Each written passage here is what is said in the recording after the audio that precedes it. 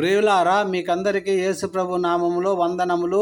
ఈరోజు ధ్యాన అంశము ప్రార్థనా శక్తి, దేవుని సింహాసనాన్ని చేరుకోవడం, the power of prayer, reaching God's throne.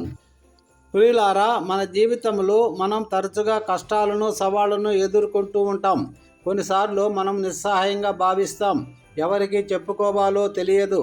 అలాంటి సమయాల్లో మనం మర్చిపోకూడని ఒక అద్భుతమైన ఆయుధం ఉంది, అదే ప్రార్థన. ప్రార్థన ద్వారా దేవుని సింహాసనాన్ని ఎలా చేరుకోవచ్చు? ఈరోజు బైబిల్ నుండి ఒక శక్తివంతమైన వాక్యం, ఒక ఉపమానము ద్వారా ఈ రహస్యాన్ని తెలుసుకుందాము. ప్రార్థన యొక్క ప్రాముఖ్యత. దేవుని వాక్యం ప్రార్థన యొక్క శక్తి గురించి చాలా స్పష్టంగా చెబుతుంది. దేనిని గూర్చి చింతపడకుడి కానీ ప్రతి విషయంలోనూ ప్రార్థనా విజ్ఞాపనముల చేత కృతజ్ఞతాపూర్వకముగా మీ విన్నపములు దేవునికి తెలియజేయుడి.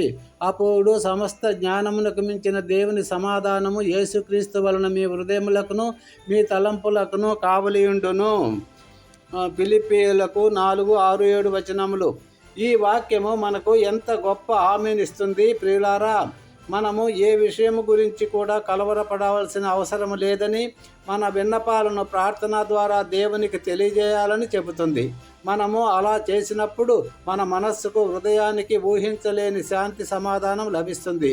ఇది కేవలము మన సమస్యలను చెప్పడము కాదు, కానీ ఆయనతో సంబంధాన్ని ఏర్పరచుకోవడం. ఒక చిన్న కథ. పర్వతారోహకుడు మరియు కనిపించని తాడు. ఒకరోజు ఒక యువ పర్వతారోహకుడు అత్యంత ఎత్తైన పర్వతాన్ని అధిరోహించడానికి బయలుదేరాడు.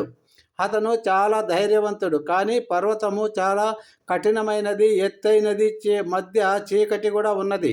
లోతైన లోయ అతనికి అడ్డం వచ్చింది. అది దాటడానికి మార్గం లేకపోయింది. అతను నిరాశగా అలసిపోయి కూర్చుండిపోయాడు.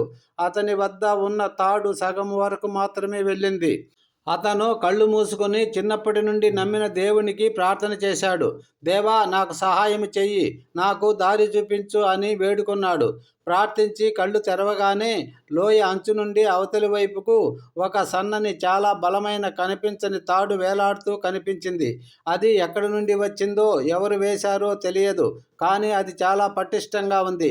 అతను ధైర్యం చేసి ఆ తాడును పట్టుకొని లోయను దాటాడు. దేవుని శక్తిని, తన ప్రార్థనకు జవాబును అతడు అక్కడ అనుభవించాడు. ప్రియులారా, మన జీవితంలో కూడా ఇలాంటి లోయలు మనకు ఎదురవుతూ ఉంటాయి. అప్పుడు మనము ఆ పర్వతారోహకుడు లాగే నిస్సహాయంగా భావిస్తాం. అయితే ప్రార్థన అనేది దేవుని సింహాసనాన్ని చేరుకునే కనిపించని తాడు లాంటిది. మనం ప్రార్థించినప్పుడు దేవుడు మనకు కనిపించని సహాయాన్ని, మార్గాన్ని చూపిస్తాడు. మనకు దారి లేదనుకున్న చోట ఆయన మార్గాన్ని సృష్టిస్తాడు. మన ప్రార్థనలను ఆయన వింటాడు, మనకు సమాధానం ఇస్తాడు. ప్రియ మిత్రులారా, మీరు సమస్యలతో పోరాడుతున్నారా? మీకు సహాయం కావాలా? అయితే ప్రార్థన అనే శక్తివంతమైన మార్గాన్ని ఉపయోగించండి. దేవుని సింహాసనాన్ని చేరుకోండి. మీ విన్నపాలను ఆయనకు తెలియజేయండి. ఏ విషయమైనను మీరు కలవరపడకుడి అనే వాక్యాన్ని నమ్మండి. ఆయన మీకు శాంతిని, సమాధానాన్ని, పరిష్కారాన్ని ఇస్తాడు. ప్రార్థనా శక్తిని అనుభవించండి. God bless you. దేవుడు మిమ్మల్ని, మీ కుటుంబాలని బహుగా దీవించి ఆశీర్వదించునుగాక. ఆమేన్.